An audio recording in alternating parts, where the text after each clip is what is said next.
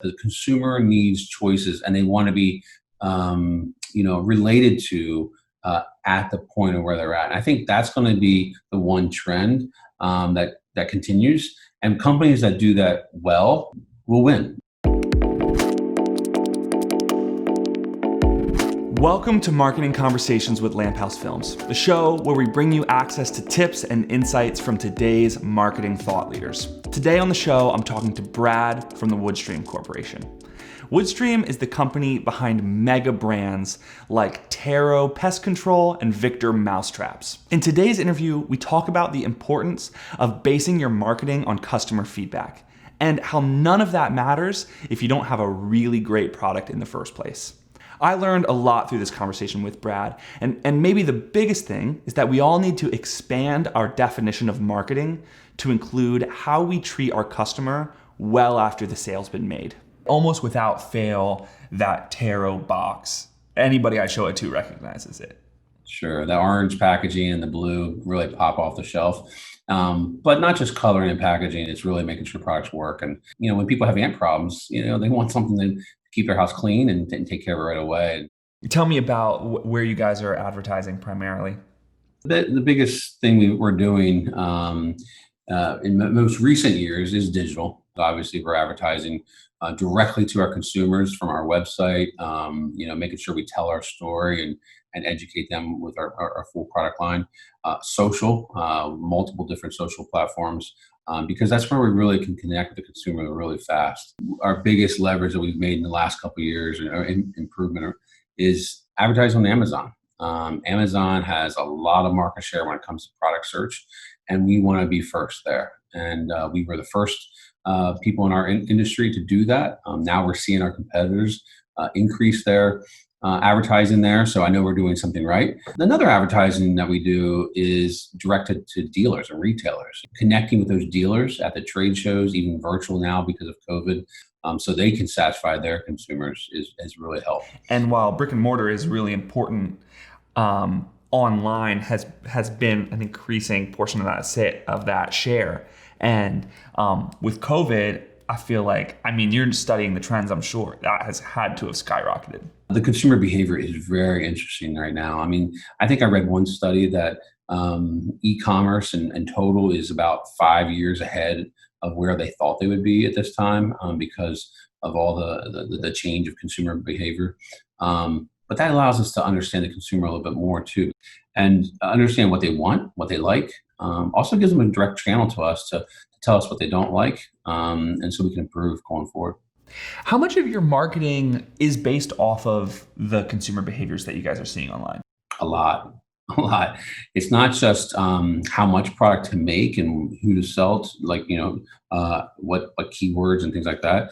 But we also, our new product development is based a lot on consumer behavior and feedback we get from online. We make sure that's an integral part of our new product development phase process, to make sure we have consumer research to support our instincts, if you will. So sometimes new product development ideas and concepts come to life because of consumers have asked for it, and that's usually from online feedback. For people who are doing marketing at smaller companies who are sort of just starting to sell online or getting their head wrapped around it, what are some of those consumer insights that are valuable to you? What are some tips, some things to be looking for? Yeah, just because people are shopping online doesn't mean they have changed their standards. They actually they still want a quality product. They want an efficacious product. They want something that's easy to use. If I was a company starting up, I would definitely listen to the data, get as much data as you can as far as what they're buying, when they're buying,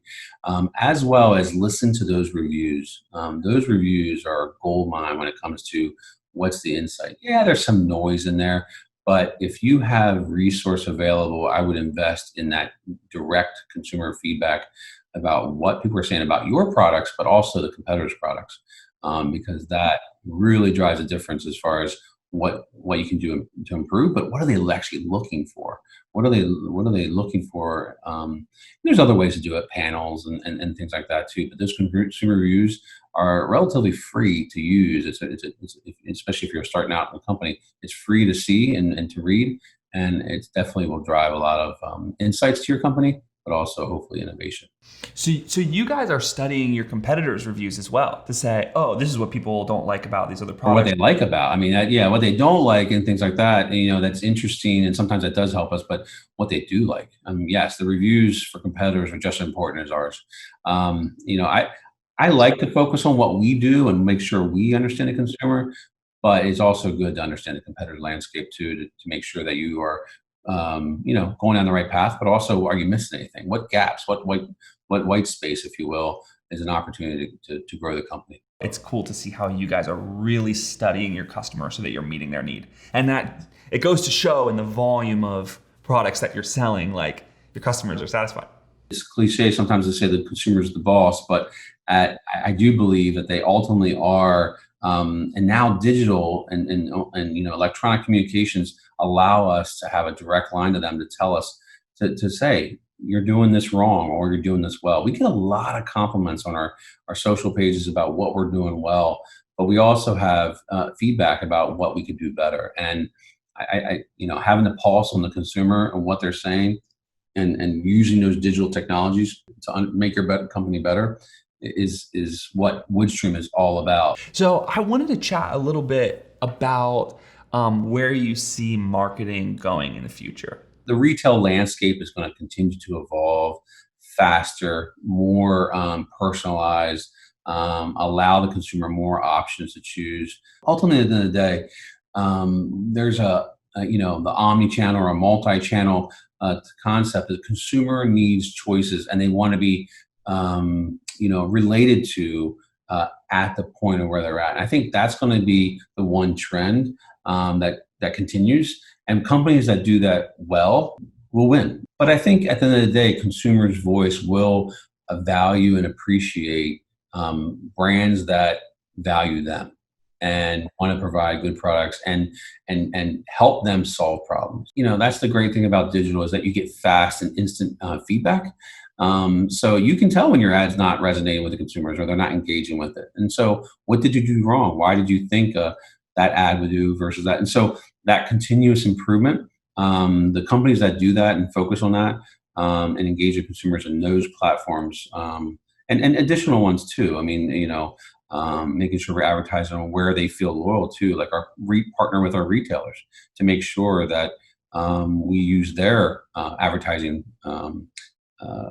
menu of options, if you will, to engage those consumers, because a lot of consumers start where the retailers where they feel comfortable. If any company does that, I recommend, if you start small, if you have some niche that you're going after, stay focused on it, do it well, really perfect it, and then expand. And it's perfected from the whole way from the production, the whole way to the execution and support side as well. Thanks for watching another episode of Marketing Conversations with Lamp House Films. Lamp House is a production company that creates film-centered marketing campaigns. If you want to chat with us about your next campaign, we'd love to hear from you. I'm Josh at lamphousefilms.com. If you enjoyed the show, make sure to subscribe. And if you really enjoyed it, make sure to check out our email newsletter in the description for extended interviews and bonus content. Don't forget to tune in next week for my conversation with Jen from Procter & Gamble. See you then.